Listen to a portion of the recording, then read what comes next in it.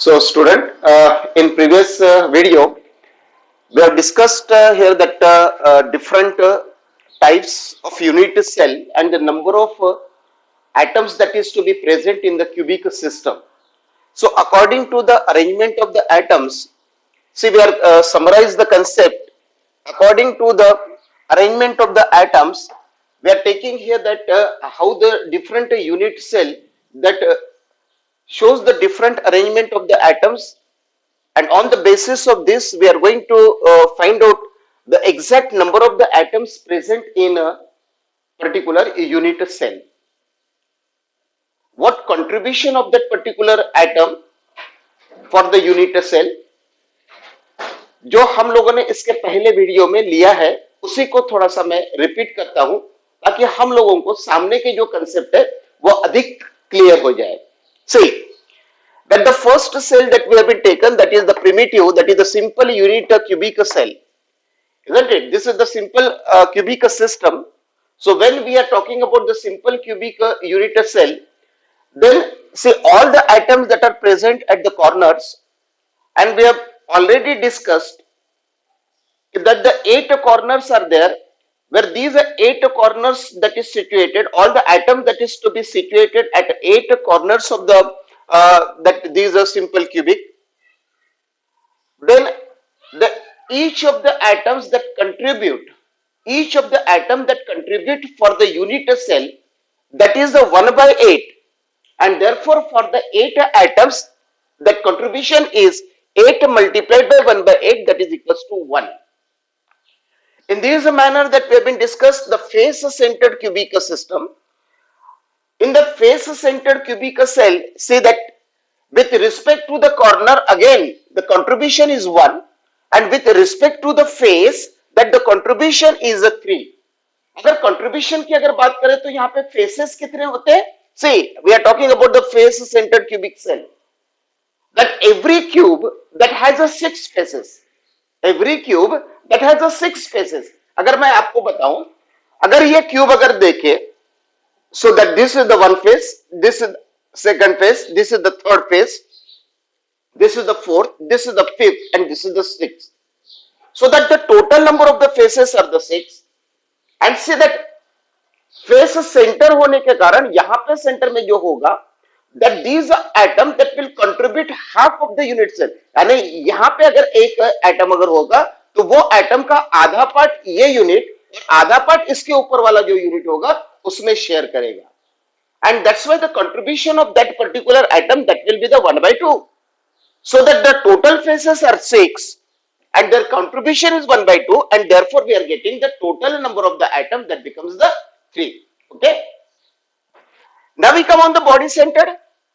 Body centre की जब बात की थी तो हम लोगों ने बोला था कि अगर वो क्यूब अगर होता है तो उसके बीच में हम लोगों ने एक बॉल रखा.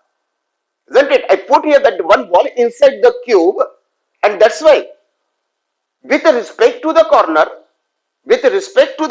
again we are getting the 8 into 1 by 8, that is equals to 1, and see that is the if the that particular atom that is to be placed inside the cell, so that contribute 1. So therefore the total number of the atom that becomes the 2.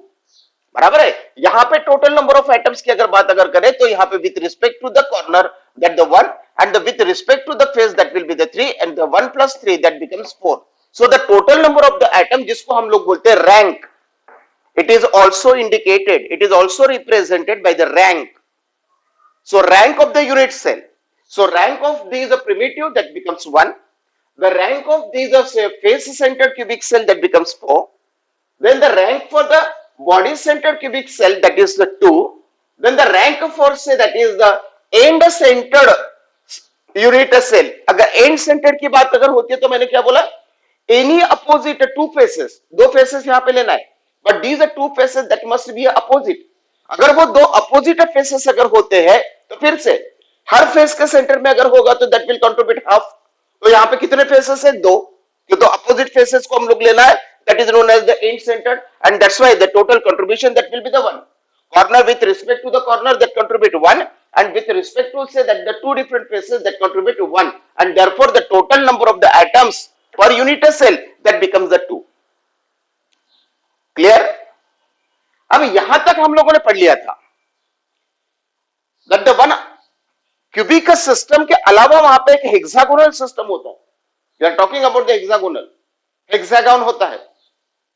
Hexagon अगर होगा तो वहां पे अगर हम लोग देखें तो हेक्सागोन कैसे होगा, इस तरीके से. ये हो गया आपका हेक्सागोन, बराबर है.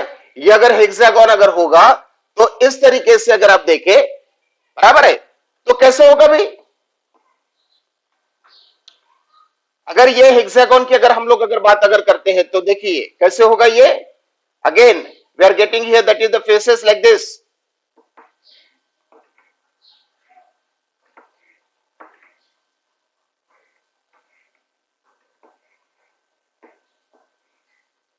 ये देखिए ये हो गया आपका hexagon. So these are the edges. अगर यहां पे अगर देखें तो कितने मिलते हैं, say that these are the upper side में 6 फेजेस हो गए. और यहां पे अगर देखें तो एजेस पॉइंट जो कॉर्नर्स की बात होती है तो say that the how many corners that you are getting over here, that the total corners that you are getting that is the 12, 6 upper side and the 6 at the lower side. अगर 6 की अगर बात अगर होगी तो total corners कितने हो गए. सो दिस से दैट द टोटल कॉर्नर हो गए 12. तो अगर यहां पे अगर हम लोग रैंक की अगर बात करें, अगर हम लोग यहाँ पे नंबर ऑफ एटम्स की अगर बात करें तो with respect to the atom, अगर say that with respect to the corner, again we are getting, अगर with respect to the corners की अगर बात अगर होती है तो यहाँ पे कैलकुलेट होगा that the every one atom that will contribute 1/6. अगर हर एटम की अगर बात करें तो that every atom that contributes 1/6 part for the unit cell. ये कहां पे होगा, this is not for the cubic, this is for the hexagonal, this is for the hexagon. And that's why see that is the with respect to the corner we are getting that is the 2 atoms, with respect to the corner 2 atoms, with respect to the body that will be the 3, and with respect to the face that will be the 1, and therefore the total number of that is the atom that is to be present in the hexagonal system that will be the 6. Getting this? So this is the simple concept. अगर हम लोग यहाँ पे contribution हम लोगों ने hexagon का सिर्फ इतना पिक्चर, बाकी इट इज जो भी कंसेप्ट होते हैं कि कंट्रीब्यूशन कैसे होगा, बराबर है, क्लोज पैक सिस्टम में कैसे होता है, बराबर, वो सारी की सारी चीजें हम लोगों को यहाँ पे क्लियर करना है. इतना समझ में आ रही है? क्लियर? ठीक है. So now we come on the Bravais lattices. According to the cell parameters, the different crystal system that we are getting, where the total crystal system that becomes the 7, and see all these 7 crystal systems are associated with the 14 Bravais lattices. These are the very important words. आपको यहाँ पे total कितना मिलता है, 7 crystal system मिलती है. But according to the lattices, that the arrangement of the lattices, that the space lattices, अगर हम लोग यहाँ पे देखें तो total the 14 crystal structure that we are getting according to the crystal space lattices, where these are space lattices that are 14 types of the lattices that can arranged, and these forms that is the first 14 crystal structure according to the mathematical analysis. हमको 28 मिलना चाहिए लेकिन नहीं, हमको मिलता है 14. Mathematical analysis से और स्पेस लैटिसेस से हमको जो 14 सिस्टम्स मिलते हैं, 14 क्रिस्टल लैटिसेस मिलते हैं, that these 14 crystal lattices are nothing, they are known as the Bravais lattices, where all the 7 crystal structures are associated with these 14 Bravais lattices. तो 14 कैसे होता है, 7 क्रिस्टल सिस्टम कैसे होता है, कैसे पाया जाता है, how that the different space lattices, all these are the unit cells, no doubt, all these are the unit cells. So we are taking here one by one according to their parameters. Now what parameters of the unit cell, हम लोग यहाँ पे unit cell के जो parameters होते हैं, now what are the parameters, see I am taking here that is the one cube. यहाँ पे मैंने एक क्यूब निकाला है, where these the cube that indicates, अगर यहां पे अगर देखें तो that say from this point to this is the axial length. अगर मैं यहां पे यूनिट सेल की अगर बात करूं तो ये होगी इसकी लेंथ, ये हो गई उसका लेंथ, ये हो गया उसका length. So that the A B as well as the C, that these abbreviations A B C that indicates the axial length of these unit cell, बराबर. At the same time, that whatever the alpha, beta as well as the gamma, these are the axial angles along with the say different axis. अगर मैं यहाँ पे x axis की बात करूँ, this is the y axis and say that this is the z axis. So along with this axis we are getting the angles. ये जो angles होते हैं उसको कहा जाता है axial angles, where these are indicated by signs that is alpha, beta, gamma. अब alpha, beta, gamma, alpha किसको कहा जाता है? अल्फा कौन सा एंगल होता है? बीटा कहां पे रिप्रेजेंट किया जाता है? गामा कहां पे रिप्रेजेंट किया जाता है? ये देखिए. See student, these are the very important, आप लोगों को समझना ही है. अब जैसे कि मैंने ये एज लेंथ की बात की, मैंने ये एज लेंथ कहा ए, तो ए के सामने वाला जो कॉर्नर होगा, ए के सामने वाला जो एंगल होगा उसको हम लोग कहलाएंगे alpha. So that this is the alpha. बराबर है? समझ में आ रही है? ए के सामने वाला जो एंगल होगा that will be the alpha. Then see that this is the edge length B, बराबर, एक्सियल लेंथ. ये जो एक्सियल लेंथ है ये कितना है? बी. और बी के सामने वाला जो होगा that will be the beta. B के सामने वाला जो होगा that will be the beta. And the very similar manner, अगर मैं यहां पे अगर ये सी कहलाता हूं तो उसके सामने वाला जो होगा that will be the gamma. See these are the parameters, these are the cell parameters. So when we are discussing the different crystal structures or the crystal systems, when we are talking about the different crystal lattices, ये सारे structures के अंदर में parameters हम लोग जब देखेंगे तब पैरामीटर्स आप लोगों को देखना है कि that what parameters are there, and on the basis of these parameters see what the axial length कैसी होती है, उसका एंगल कैसे होता है, और उसके मुताबिक वहां पे स्ट्रक्चर्स, क्रिस्टल स्ट्रक्चर्स कितने मिलते हैं वो हम लोग देखेंगे. क्लियर? समझ में आ रही है? It's a very important, it's a very important for the competitive examination point of view that these, अभी ये जो मैंने यहां पे निकाला है दैट इज वेरी इंपॉर्टेंट. अब 7 सिस्टम की हम लोग बात करेंगे, 7 क्रिस्टल सिस्टम. अब 7 क्रिस्टल सिस्टम हम लोगों को याद एक पर्टिकुलर सीक्वेंस से रखना है ताकि उसके जो पैरामीटर्स होते हैं वो पैरामीटर्स हम लोगों को बराबर समझ में आए. Getting this? क्यों? तो वो सीक्वेंस अगर आप याद रखोगे तो ही पैरामीटर्स आपको याद रहेंगे. जब अगर हम लोगों को पैरामीटर्स याद रखना है इसका मतलब हमको सीक्वेंस याद रखना पड़ेगा. चलो हम लोग बिल्कुल सिंपल सीक्वेंस लेंगे. सीक्वेंस क्या होता है देखिए. सीक्वेंस के लिए मैंने यहां पे एक स्टेटमेंट लिखा है, सीटीओ मातरी है. मेरा सेंटेंस क्या है? सीटीओ मातरी है. देखिए, सीटीओ मातरी है, इसका मतलब क्या होगा? देखिए ये सीक्वेंस सीटीओ मातरी है, सीटीओ मातरी है, सीटीओ मातरी है. आगे सीक्वेंस डर में सीटीओ मातरी है. सी का मतलब होगा क्यूबिक, टी का मतलब होगा टेट्रागोनल, ओ का मतलब होगा आर्थरोम्बिक, मा का मतलब होगा मोनोक्लिनिक, ट का मतलब होगा ट्राइक्लिनिक, री का मतलब होगा रोम्बोहेड्रल, है का मतलब होगा हेक्सागोनल. सीटीओ मातरी है, सीटीओ मातरी है. So this is the sequence. ये सीक्वेंस आप लोगों को याद रखना. अब एक बार सीक्वेंस आपने याद रखा तो हम लोग अब देखेंगे क्या होता है. देखिए बहुत ही सिंपल है. एक बार हम लोगों ने सीक्वेंस याद रखने के बाद हम लोग अभी क्रिस्टल स्ट्रक्चर, 7 क्रिस्टल स्ट्रक्चर को हम लोगों ने लिखा. सीटीओ मातरी है, सीटीओ मातरी है. बराबर? क्लियर? अब देखो उसके जो पैरामीटर मैंने पहले यहां पे एक्सियल लेंथ लिखा है, एज लेंथ जो बोली जाती है वो यहां पे देखा, और ये हो गया उसका एंगल. तो सारे के सारे इसमें पहले लिख लो a इक्वल्स टू बी. अब देखिए लेंथ अगर होगा तो ये लेंथ, क्यों? तो ये परफेक्ट क्यूब होने के कारण length of the A is exactly equal to the length of B is exactly equal to the length of C. होगा कि नहीं? Isn't it? Length of the A is exactly equal to the length of the B is exactly equal to the length of the C. तब कहीं जाके हम लोग बोलेंगे कि that this is the perfect cube. जब तीनों लेंथ कैसे होंगे? सिमिलर होंगी करके ये बात बिल्कुल दिमाग में रख लो.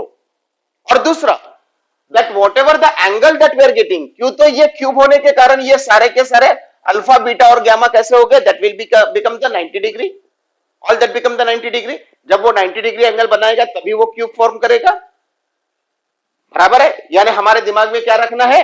when we write here that is the edge length as well as say that whatever the axial length and the axial angle, edge length और एंगल की अगर बात करें तो हम लोगों को a equals to b equals to c और ये alpha equals to beta equals to gamma equals to 90 degree, ये बिल्कुल पहला स्टेटमेंट, पहला जो होगा मार्क, ये हम लोगों को एज इट इज पहले लिख डालने का है. वो किसके लिए है? That is for the cubic system. That is for the cubic system है. बराबर? That is for the cubic system. अब हम लोगों ने ये सीक्वेंस के लिए मुताबिक लिखा CTO. बराबर है? CTO मात्री है. अब दूसरा होगा CTO के मुताबिक T that stands for say that is the tetragonal. See that is the tetragonal system की बात करेंगे. अगर वो टेट्रागोनल अगर होता तो टेट्रागोनल में क्या होगा? देखिए फिर से मैंने आपको जैसे बोला है कि सभी इसमें आपको a equals to b equals to c, a equals to b equals to c, a equals to b equals to c आप लोगों ने लिख डाला. पहले लिख डालो, समझने के लिए आसान रहेगा. वैसे मैंने क्या बोला? ये alpha beta gamma equals to 90 degree लिख डालो. क्या चेंजेस होते हैं वो अभी हम लोग समझने वाले हैं. Clear? Because we are taking जो यूनिट सेल की बात करें that this a unit cell according to the cell that is the cell parameters. हम लोग सेल पैरामीटर्स को ऑब्जर्व कर रहे हैं, उसके वैल्यूज को देख रहे हैं. करेक्ट? अगर वो क्यूबिक सिस्टम होता है इसका मतलब होगा कि length of the A equals to length of the B equals to length of the C. It is equals to alpha beta gamma जो एक्सियल एंगल होते हैं that is equals to exactly 90 degree. Then we says that becomes that is the cubic system. अगर वो tetragonal system अगर होता है इसका मतलब क्या होगा? देखिए अगर वो टेट्रागोनल सिस्टम अगर होता है तो फिर से हम लोगों ने वहां पे लिख लिया है. बराबर है? हम लोगों ने यहां पे लिख लिया है a equals to B equals to C equals to alpha beta, ये सभी इसमें लिखा. अब मैं आपको एक बात समझाने वाला हूं, वो भी समझ लो. यहां पे अगर वो टेट्रागोनल अगर होता है तो यहां पे अगर हम लोग देखें एक सीक्वेंस आपको याद करना है. सीक्वेंस कौन सा याद करना है? वो याद करना है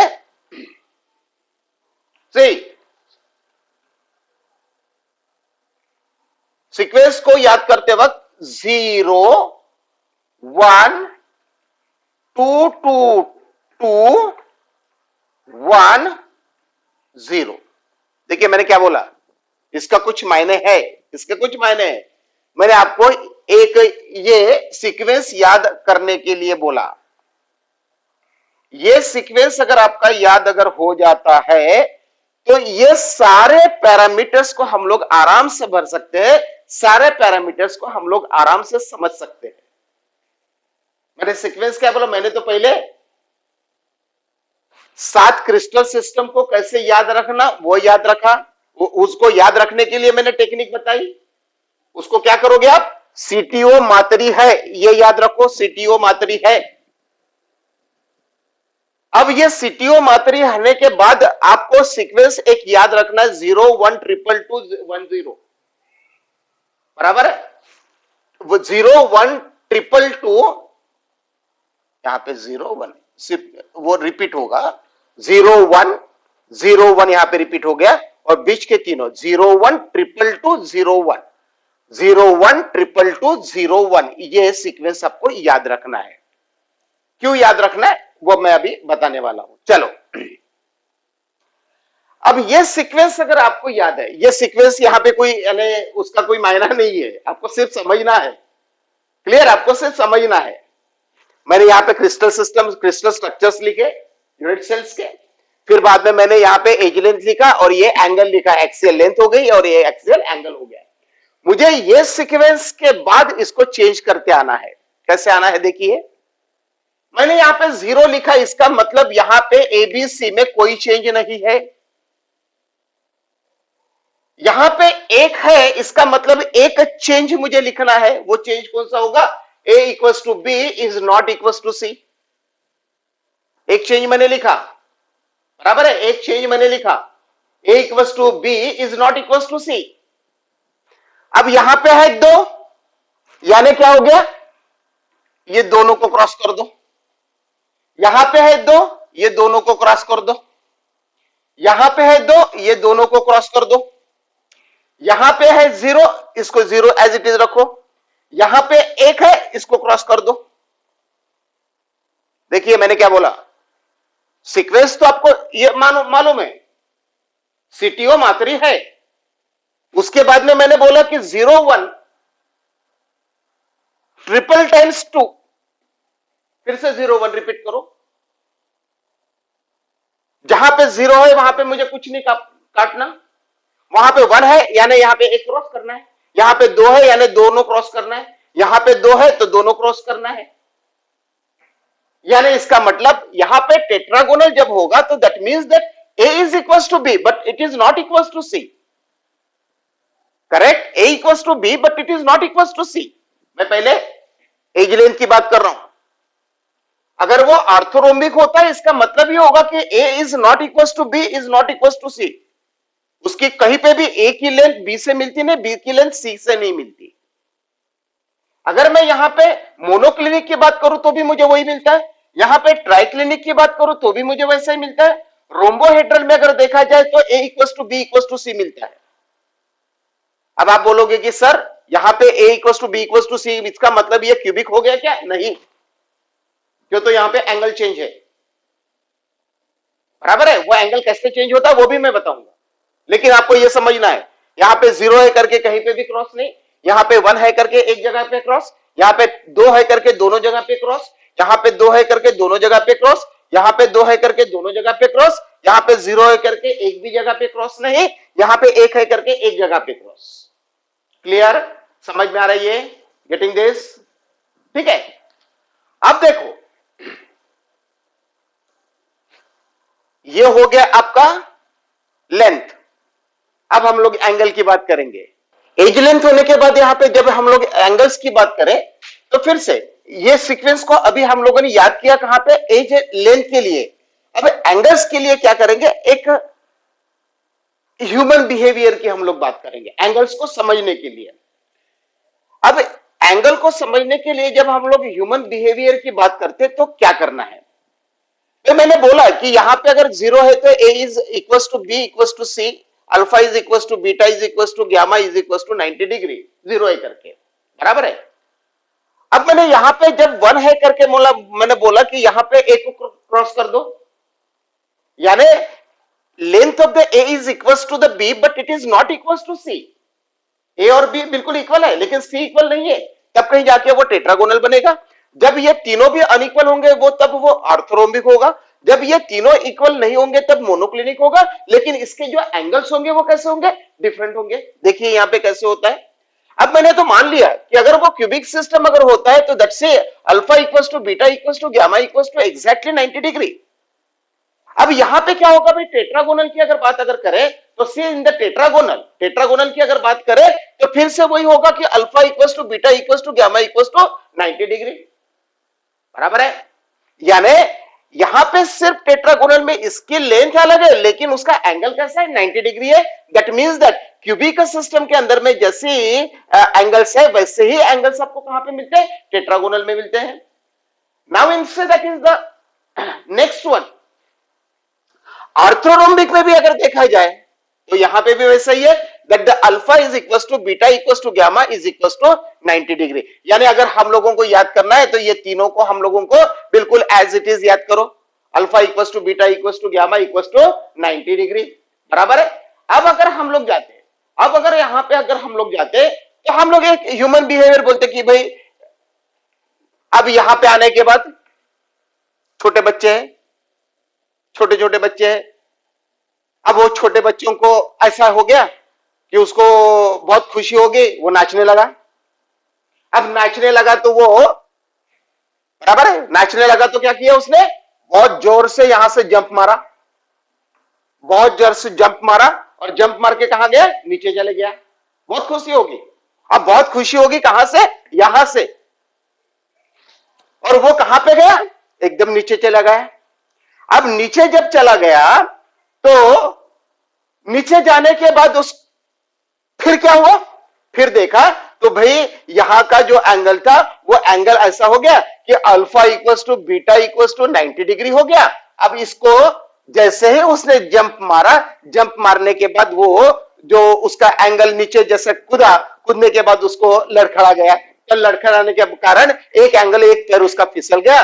पैर फिसलने के कारण भाई ये हो गया alpha equal to beta equal to 90 degree हो गया, लेकिन गामा इक्वल टू कितना हो गया, 120 डिग्री हो गया फिसलने के कारण। समझ में आ रहा है? ये मैं इसलिए बता रहा हूं कि हम लोगों को इजीएस्ट वे से हम लोग याद कर सके। बाकी इसके अंदर में कोई लॉजिक नहीं है, कुछ लॉजिक नहीं, लेकिन एंगल को समझना, बिकॉज ये जब तक के एंगल सबको पता नहीं होंगे तब तक के हम लोग उसको कौन सा सिस्टम होता है वो याद नहीं कर पाएंगे। तो हम लोगों ने क्या बोला कि ये तीन सिस्टम जो थी वो बिल्कुल बराबर थी। फिर लड़कों के क्या हो गई, मस्ती हो गई, और लड़के यहां से कूदने लगे, कूदने के कारण उसका पैर फिसल गया, पैर फिसल गया तो एक का पैर फिसल गया तो वो क्या हो गया भाई, उसका जो एंगल था वो एंगल चेंज हो गया, उसका गामा एंगल कितना हो गया, 120 डिग्री हो गया, लेकिन उसका अल्फा और बीटा कैसा था, 90 डिग्री था। ये मंकी जंप है, फिसल गया वो। अब फिर से बच्चों का खेल है, उसको लगा कि भाई यहां से हम लोगों को ऊपर लेके जाना है, तो यहां से फिर से वो ऊपर आ गया, यहां से वो कहां पे आ गया, यहां पे आ गया, फिर से ऊपर जंप लगाई उसने। पहले नीचे जंप लगाई थी, अब उसने ऊपर जंप लगाई। अब जैसे ही ऊपर जंप लगाई फिर से वो फिसल गया, फिर से वो फिसल गया। अब फिर से फिसलने के बाद वो क्या हो गया भाई, यहां पे अल्फा इक्वल टू गामा हो गया इक्वल टू 90 डिग्री हो गया, लेकिन जो बीटा है वो 90 डिग्री नहीं हुआ। बराबर समझ लो, यहां पे alpha is equal to beta, that is alpha equal to gamma equal to 90 degree हो गया, लेकिन बीटा क्या हुआ, that is not equal to 90। लड़कों ने जंप लगाई तो फिर से एंगल चेंज कर दिया। जब नीचे जंप लगाए तो गामा चेंज हो गया, जब ऊपर जंप लगाए तो बीटा चेंज हो गया, लेकिन बीटा यहां पे 120 नहीं हुआ, बीटा कितना हुआ, it is not equal to 90 हुआ। Getting this? समझ में आ रही है? यानी हम लोगों ने क्या किया, 1 2 3, ये 4 और ये 5। अब बचे हमारे 2, अब बचे हैं हमारे 2। अब 2 अगर बचे हैं तो 2 के लिए हम लोगों को क्या करना है, देखिए भाई, बराबर है। अब 2 तो बचे हैं तो 2 के लिए क्या करना है, अब 2 के लिए, अब पहला ये है, अब इसके लिए देखेंगे। अब याद कैसे करोगे, ये a is not equal to b is not equal to c, चलो हम लोग इसको नॉट इक्वल टू 90 कर देंगे। Alpha is not equal to beta is not equal to gamma is not, that is alpha is not equal to beta is not equal to gamma is not equal to 90। ये हो गया आपका। क्यों, तो यहां पे हमने 2 लिखा था, यहां पे हम लोग 2 जगह पे हम लोगों ने क्रॉस लगा दिया, तो बस वही दिमाग में आ गया, हमने यहाँ पे 2 जगह पे दोनों तीनों जगह पे क्या कर दिया, क्रॉस लगा दिया। इसका मतलब ही होगा कि that the angle alpha beta gamma is not equal to 90 degree. जब अल्फा बीटा गामा ये 90 डिग्री नहीं होता है, इसका मतलब ही होगा कि वो कैसा होगा, that becomes, that is the triclinic structure. वो स्ट्रक्चर कैसे होगा, ट्राइक्लिनिक होगा, स्ट्रक्चर इज ट्राइक्लिनिक। क्लियर?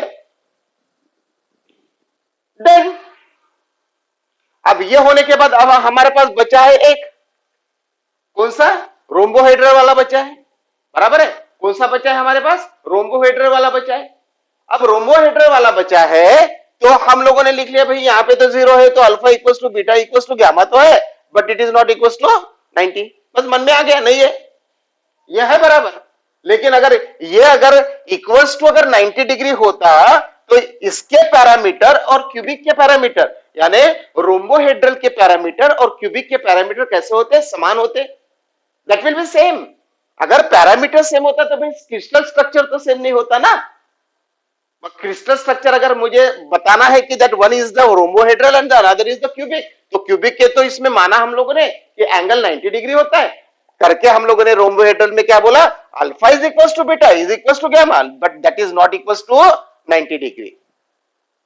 बराबर है? यानी इस तरीके से जब स्ट्रक्चर होते हैं तब हम लोग बोलते हैं that all these are say that is the unit cell according to the parameters. Clear? समझ में आ रही है? मैं एक बार फिर से दोहराता हूं, देखिए मैं एंगल की बात कर रहा हूं, एंगल के इसमें अगर मुझे जाना है तो एंगल के मैंने क्या बोला है? Alpha equals to beta equals to gamma 90 जब होता है तब ये बनता है क्यूब। बराबर है? तो हमको पहले जो 3 होते हैं कौन से? सीटीओ मातारी है, सीटीओ मातारी है, बराबर है? सीटीओ मातारी है। अब सीटीओ के बारे में अगर हम लोगों ने देखा कि दैट ऑल द एंगल्स जो होते हैं पैरामीटर्स वो alpha equals to beta equals to gamma equals to 90 degree याद रखना है तीनों सीटीओ के अंदर में। अब मैंने यहां के बाद क्या बोला? एक बच्चों का खेल खेला, मंकी जंप करते। अब मंकी जंप लगाई उसने, नीचे तुरंत नीचे आ गया, तो पैर फिसल गया, उसका गामा चेंज हो गया। अल्फा इक्वल्स टू बीटा जरूर है 90 डिग्री, लेकिन गामा कितना है? 120 डिग्री हो गया।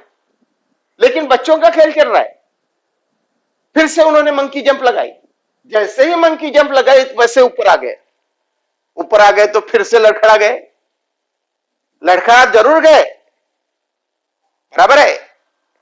लेकिन यहां पे कैसा है? उन्होंने अपने को स्टेबल कर दिया, यहां पे लड़खड़ा गए तो, लेकिन यहां पे alpha equals to gamma equals to 90 degree तो था, कर लिया, लेकिन जो बीटा था वो किसका है? Beta is not equals to 90 degree. यानी मंकी जंप में एक एक एंगल चेंज होते जा रहा है, यहां पे गामा चेंज हो गया और यहां पे बीटा चेंज हो गया। बराबर है? यहां पे गामा चेंज हो गया, यहां पे बीटा चेंज हो गया। फिर बचा है हमारे पास ये बचा है, तो हम लोगों ने यहाँ पे ये हमने सीक्वेंस याद किया था 0 1 ट्रिपल 2 0 1, ये सीक्वेंस याद है 0 1 ट्रिपल 2 0 1। तो यहाँ पे A is not equals to B not equals to C करके हम लोगों ने माना कि ये तीनों भी सारे के सारे अनइक्वल है। बराबर है? ये सारे के सारे अनइक्वल है। अगर ये होने के बाद all that is the unequal, then see that is the another is the rhombohedral में माना कि A equals to B equals to C है। इसका मतलब यहां पे 90 अगर होता तो ये क्यूब होता, करके वहां पे 90 नहीं है, बराबर है? करके वो रोम्बोहेड्रल हो गया। एबीसी बराबर है, अल्फा बीटा गामा भी बराबर है, but that is not equals to 90 degree, करके ये हो गया रोम्बोहेड्रल। इस तरीके से that all these are that is the 7 crystal systems. But every crystal system, जैसे कि मैंने बोला है कि that these are crystal system that gives that is the 14 Bravais lattices, अगर वो 14 ब्रेवियस लैटिसेस अगर देता है तो कौन सा स्ट्रक्चर कैसे देता है वो भी देखिए सेल स्ट्रक्चर की बात करेंगे हम लोग। ये आ गया सेल स्ट्रक्चर में। अगर वो क्यूबिक सिस्टम अगर होता है तो वहां पे कितने मिलते हैं आपको सेल स्ट्रक्चर? 3। वन होता है that is one is the simple cubic, another is the face centred, next is the body centred. बराबर है? हालांकि यहाँ पे चौथा भी है, कौन सा? End centred, but we are not taken, क्यों? तो ये मैथमेटिकली जब हम लोगों ने एनालिसिस किया तो हमको क्यूबिक सिस्टम के अंदर में 3 ही मिले। One is the simple cubic, second is the face centred and the another is the say that body centred. Okay, clear? फिर बाद में टेट्रागोनल में मुझे मिले 2, टेट्रागोनल में 2 मिले। देखिए 2 कौन से? सिंपल और body, simple and say that is the body centered, it is the body centered। देन ऑर्थोरोम्बिक में मुझे कितने मिले? चार। चार कौन से? One is the simple cubic, the another is the body centred, next is the face centred and then base centred, यानी ये हो गया आपका, बराबर है, बेस सेंटर्ड। क्लियर? ये हो गया कि नहीं? जहां पे हम लोग मानते हैं कि ये हो गया आपका बेस सेंटर, कौन सा बेस? Opposite face. क्लियर? ये हो गया आपका fourth. Then see in the monoclinic we are getting the two, one is the simple and the another is the base centred. उसके बाद में हम लोगों को बाकी इसमें मिलते हैं ट्राइक्लिनिक में, रोम्बोहेड्रल में और हेक्सागोनल में, all that we are getting the 1 1 1, that they are the simple, all these are the simple cubic. यानी ये तीन simple cubic, face centred, body centre. Tetragonal में simple cubic, body centred. Orthorhombic में चार, simple cubic, body centred, face centred, base centred. Clear? उसके बाद में उसके बाद में मोनोक्लिनिक में आपको मिलते हैं दो, सिंपल और बेस सेंटर्ड। फिर बाद में आपको क्या मिलता है? Simple simple simple. अगर यहाँ पे टोटल की तो 3 2 5 4 9 1 10 2 12 13 और 14, यहाँ पे टोटल कितना मिलता है? 14। So these are the total 14 crystal lattices. यहाँ पे all these are say that is the Bravais lattices, जो कि हम लोग स्पेस लैटिसेस और द यूनिट सेल्स की अगर बात करें तो हमको कितने मिलते हैं? 14 डिफरेंट टाइप्स। क्लियर? समझ में आ रही है? ये टेबल आप लोगों को याद करना है। टेबल याद करते वक्त आपको ये 0 1 2 2 0 1 ये एक सीक्वेंस याद करके रखेंगे। उसके बाद में सीटीओ मातरी है, ये एक सीक्वेंस याद करके रखेंगे। इसके बाद में इसको तीनों को चेंज नहीं करना, फिर बाद में मंकी जंप लगाओ, यहां से मंकी जंप लगाओ। ये all that parameter they are not equal to 90 degree, बराबर है। फिर इसके लिए क्या करोगे? ये अगर सिमिलर अगर हो गया 90 डिग्री तो ये क्यूब बन जाएगा, करके ये क्यूब नहीं है, करके हम लोगों ने नॉट इक्वल टू 90 डिग्री किया।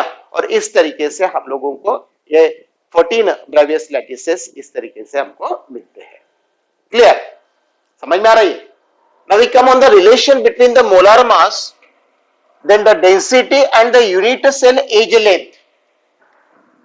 ये तीनों के इसमें हम लोगों को रिलेशन देखना है कि एज लेंथ, डेंसिटी और molar mass, because various numericals are there. जब हम लोग ये रिलेशन की बात करें तो हम लोग फिर से सिंपल क्यूबिक सिस्टम की बात करेंगे। We are coming on say that is the one unit cell. See that this is the one unit cell.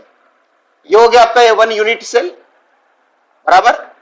और ये यूनिट सेल में this is the perfectly cube, then we have been taken that this is the edge length a. मैंने यहां पे ए को indicate किया as length के लिए। क्लियर?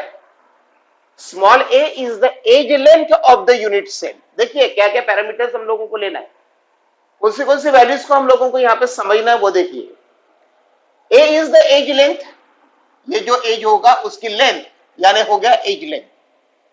अगर वो परफेक्ट क्यूब अगर होता है तो क्यूब का वॉल्यूम कितना हो गया? What will be the volume of the cube?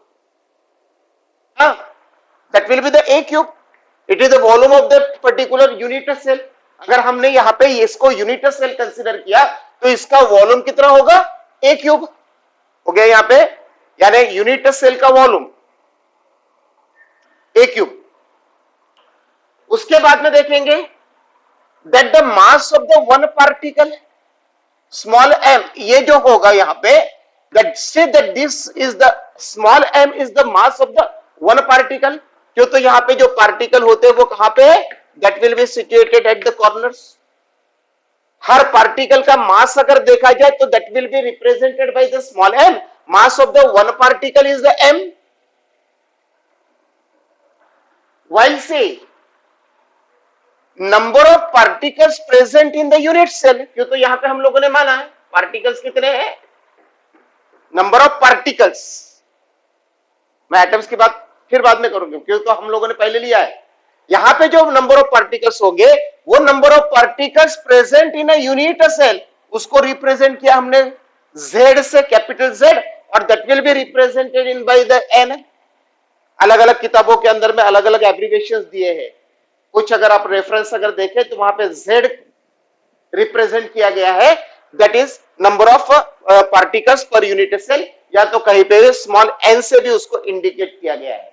तो मैंने यहाँ पे दोनों रखा, या तो वहां पे स्मॉल n होगा या तो यहाँ पे z होगा, where these are z as well as the n that represents the number of particles present in the unit cell. Clear? ठीक है, यानी a age length, a cube their volume, m is the mass of one particle and the z is the number of particles present in unit cell. इतना समझ में आ रही है? अब ये होने के बाद अगर हम लोग मास, एक यूनिट सेल का मास निकालना है, तो अगर एक यूनिट सेल का मास अगर निकालना है तो ये यूनिट सेल का क्या करेंगे, ये एक पार्टिकल का मास लेंगे, बराबर है, एक पार्टिकल का मास और जितने यूनिट्स है यहां पे नंबर ऑफ पार्टिकल्स, उसका टोटल मास यानी मास ऑफ यूनिट सेल हो गया, बराबर है कि नहीं। एक पार्टिकल का, ये पार्टिकल का मास, ऐसे कितने पार्टिकल के मास, नंबर ऑफ पार्टिकल जितने होंगे उतने, यानी m मल्टीप्लाई बाय z हो गया। So the m multiply by z that gives the mass of the unit cell, यानी एक यूनिट सेल का मास कितना है, mz। क्लियर? अगर यहाँ पे mz मास अगर है तो उसके डेंसिटी की अगर बात करें तो density of unit cell where it is abbreviated by sign से रो और डी, या तो ये साइन होती है रो या तो उसको डी से भी इंडिकेट किया जाता है, बराबर है। अलग अलग किताबों के अंदर अलग अलग है, तो आप जैसे भी समझो, डी या तो rho. So the rho is the density, density का मतलब ही होगा कि that the mass upon volume, so that the rho the density is equal to mass of the unit cell divided by the volume of the unit cell. बिल्कुल simple concept है, mass upon volume हो गया, mass of the unit cell, mass of the unit cell कितना होता है, m multiply by z, और the volume of the unit cell कितना है, volume of the unit cell is the a cube. So therefore what will be the density, density is equal to m into z upon a cube. ये हो गया आपका, this is the very simple, ये होगी उसकी density. हमको relation लेना है एज लेंथ, डेंसिटी और molar mass, edge length, density और मोलर मास, बराबर है। अब हम लोग यहाँ पे मोलर मास की बात करेंगे, डेंसिटी की बात हो गई, वॉल्यूम हो गया, एज लेंथ पता चल गया। अब हम लोग यहाँ पे मोलर मास की बात करेंगे, that this is abbreviated by sign capital M, capital M is the molar mass. So what is the molar mass, mass का मतलब ही होगा, ये मोलर मास अगर होगा तो मास ऑफ पार्टिकल, जो मास ऑफ पार्टिकल होगा multiplied by the number of particles per मोल। ये बहुत इंपॉर्टेंट है, अगर मुझे मोलर मास लेना है तो mass of particle multiplied by the number of particles per mole. But what is the number of particles per mole, it is nothing, it is the Avogadro's number, it is the Avogadro's number. अगर मुझे number of particles की अगर बात करना है तो that we know Avogadro's number. So that this Na is nothing, it represents the Avogadro's number, जहां पे नंबर ऑफ पार्टिकल्स की बात होती है, बराबर है। अगर मास अगर होगा तो that see that the mass of the particle multiplied by the Avogadro's number, that gives that is the molar mass. Clear? अगर ये होता है तो मास ऑफ पार्टिकल कितना है, mass of particle that we have been taken, mass of one particle is a small m, और Avogadro's number कितना है, Na, so that is the Na is the Avogadro's number। यानी molar mass की अगर बात करें तो capital M equals to small m into Na, so therefore mass of the particle that is equals to molar mass divided by the Avogadro's number. ये हो गया, small m की वैल्यू आपको मिल गई यहाँ पे, that the mass of particle आपको पता चल गया, करेक्ट, मास ऑफ पार्टिकल आपको पता चल गया। तो फिर से हम लोग डेंसिटी के फॉर्मूला पे आएंगे। डेंसिटी का फॉर्मूला मुझे पता है, m इंटू जेड अपॉन ए क्यूब, ये फॉर्मूला है, m into Z upon A cube, that is the mass of the unit cell upon say that is the volume of the unit cell। so mass का मतलब ही होगा कि where we take here that is the mass of the unit cell, that is nothing, it is the m multiplied by z, यहाँ पे निकाली है value, so that is the m multiplied z divided by say volume of the unit cell is the a cube, so therefore it is a cube। अब हम लोगों को m की value यहाँ पे सब्स्टिट्यूट करना है, what is the m equals to m upon capital M upon that is the molar mass upon Avogadro's number, so that is the molar mass upon Avogadro's number। यहाँ पे हम लोगों को रखना है by putting the value of the mass of the particle। so putting the value of the mass of the particle m divided by Na multiplied by z upon a cube, ये हो गया आपका। so that the density आपको ये मिलती है by applying say that by substituting the value of say that is the value of the small m or the mass of the one particle, बराबर है. तो इसी को हम लोगों ने रीअरेंज करके ऐसा ही लिखा, so that is the z into m divided by a cube into na. बस वही फॉर्मूला, उसी को हम लोगों ने लिखा, so that आपके किताबों में ये फॉर्मूला है, that is the rho density that is equals to z into m divided by a cube into Avogadro's number. So that this is a formula that gives the relationship the molar mass, density and the edge length. Clear? समझ में आ रही है? Okay. Well से अगर हम लोग a cube की अगर बात अगर करें तो a cube is the volume, बराबर है. a क्यूब अगर वॉल्यूम अगर होता है तो उसका वॉल्यूम अगर किस में होगा, मीटर में अगर होगा, तो दैट से अगर डेंसिटी अगर निकालना है तो that gives that gets in the kilogram meter per cube. Okay, समझ में आ रही है? So therefore if it is in the meter then we get here that is the SI unit kilogram per meter cube. Okay, so this is all about the relationship between the molar mass density and the unit that is the unit cell edge length. Clear?